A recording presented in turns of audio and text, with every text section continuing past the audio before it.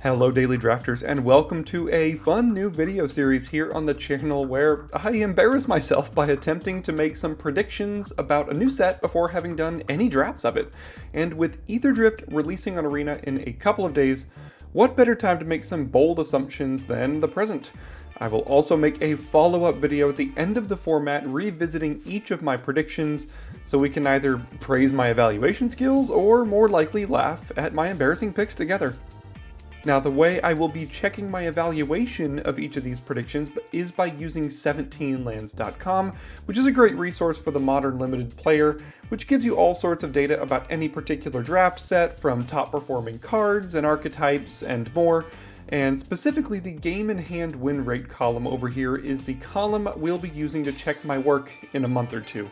This evaluates any particular card's win rate if it ever shows up in your hand in a game, and it's regarded as the baseline for determining how good a card is in general. And the categories I will be making predictions in today include the top common in each color, the top overall uncommon, the best and the worst card in the entire set, and the best and worst performing archetype in the format. And for most of these categories, I'll include an honorable mention or two if I think it's at all close, but don't worry, I will be planting my flag with a winner. So without any further ado, let's start with White's top common, and I've got Ride's End as my honorable mention here. And the 5-mana unconditional removal spell that has a buyout for 2 mana has performed pretty well in most of the recent sets, and this one shouldn't be much worse. This exiles and it hits creatures or vehicles, so it has some nice modality, but Ride's End doesn't come close to what I'm fairly confident will be the top white common, Leonin Surveyor. This is an incredibly efficient and aggressive 2-drop in a color that wants to be attacking, and a 2/2 first strike on your turn should boost your speed quite quickly. I'd be shocked if this isn't a top common in the set. Now, I wasn't a huge fan of Blue's commons, but I found a couple I think should be fine cards, and my honorable mention for Blue is Spectral Interference. The 2-mana counterspell varies from bad to great from set to set, and while this one isn't unconditional, I think this will play out much closer to Essence Scatter that can also hit vehicles than anything else.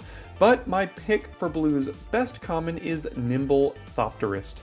We've seen cards like this before, and they always perform quite well.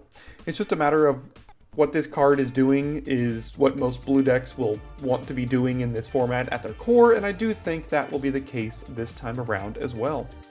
So black is where I'm going to insert a couple of my hot takes, and we'll start with my honorable mention, Wreckage Wickerfolk.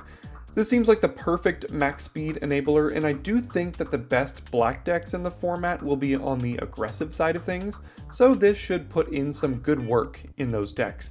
Now, I'm not super confident in my pick for black's best common, but I'm going with Grim Bauble. It's hard to argue with the 1-mana removal spell being a top common, and while this one is sorcery speed, it has additional synergies and abilities that I think will push it up the ranks of black's commons, and it has my early pick for the best. Red is the easiest color by far, but I'll still give you an honorable mention, Gilded Goda. Red looks to be a mega aggressive color, and saddling this up even once and getting an attack in, even if it trades, should provide you with a decent bit of value. But my pick for Red's best common, and my pick for the best common in the entire set, is Lightning Strike. 2-mana deal 3 to any target is just too efficient of an effect to not rank incredibly highly. Now, that being said, the last time we saw Lightning Strike at common was in Dominaria United, where it was just the 11th best common in the entire set, so we'll see if it outperforms that here in Aetherdrift. Next up is my honorable mention in green, which is Run Over. Yeah, it's boring, but it's an efficient removal spell that's going to do exactly what you need to do when you need to do it. And my pick for green's best common is potentially another hot take here, but I'm going to go ahead and go with Stampeding Scurryfoot. This little guy is basically 5 mana for a 3/3 and a 2/2, part of which can get down as early as turn 1. And I think the 2 bodies and the early 1/1 creature that can crew and saddle will put in work in some of green's best decks in the format. Now let's look at my pick for the best uncommon in the entire set, and because there are literally 100 uncommons, I'm giving myself the buyout of 3 honorable mentions just to give myself a shot here. So I'll start with those honorable mentions, beginning with Outpace Oblivion. This is an incredibly efficient removal spell with upside, and there isn't a red deck in the format that wouldn't play as many of these as they can get their hands on. My next honorable mention is Gastel Thrillseeker. This card is insanely efficient and actually boosts your speed to 2 on turn 2 all by itself. Its max speed bonus is pretty annoying too. And my last honorable mention is Cloudspire Coordinator. This card is ridiculous in the fact that you don't even have to pay any mana when you tap it to make pilots. So this should be a linchpin in the red-white deck for sure. But my pick for the overall best uncommon in the entire set is Glory Heath Lynx. This card is absolutely nuts and has no business having as much text on it as it does. Lifelink? Sure.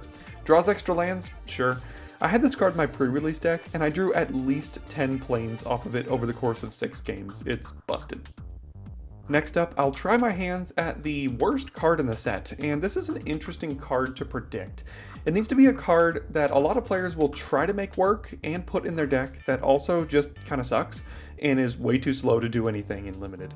So my hot take is that Radiant Lotus will perform as the worst card in the entire set. It might be the most expensive card at the time of this recording monetarily at like 35 bucks or something, but in Limited, it's sure to be awful. I think there will be enough people trying to make this thing work in Limited that it will earn the title of the worst card in the set. Now, when it comes to the best card in the set, this is also an equally difficult thing to predict. I've given myself the out of 3 honorable mentions here as well, and I'll start there with Chandra Spark Hunter. Now this 4-mana walker has tons of abilities and loyalty that will likely be very difficult to overcome, but the reason I don't have it as the winner is because it isn't actually that insane if you're behind. My next honorable mention is Thunderous Velocipede. This card will win plenty of games single-handedly if gone unchecked, and it doesn't even need to be crewed to gain tons of value, but it has a bonus that it can if you want to. And my last honorable mention is Far Fortune End Boss. I think red-black is going to be a pretty good deck in the format, and this rare will be pretty insane in that deck. It does every single thing that red-black wants to do in this set incredibly effectively. But my pick for the best card in the entire set goes to Sabsunin Luxa Embodied. What doesn't this card do? It's a 6-mana, 6/6, reach, trample, indestructible that either draws you tons of cards for free or can attack and block as you please. I'm not sure how you beat this card unless you're already very ahead when it comes down. Let's finish today with the best and worst archetypes in the format, and let's start with the worst, which I unfortunately think will be blue-red. And I say unfortunately because the theme of discarding a card to get a cool effect seems fun, but I just don't really see the support to make this thing worth going for. And conversely, my pick for the best deck in the format should come as a surprise to no one here in the speed racing set, and that's red-white. This deck seems incredibly well supported and obviously fits right in with the main theme of the entire set. It's got some super busted rares and mythics as well that should push it over the top in the event that it didn't already need it.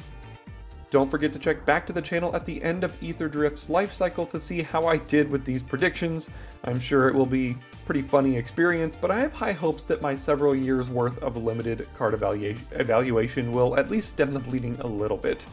Thanks for tuning in today, and I'll see you soon here at Daily Draft.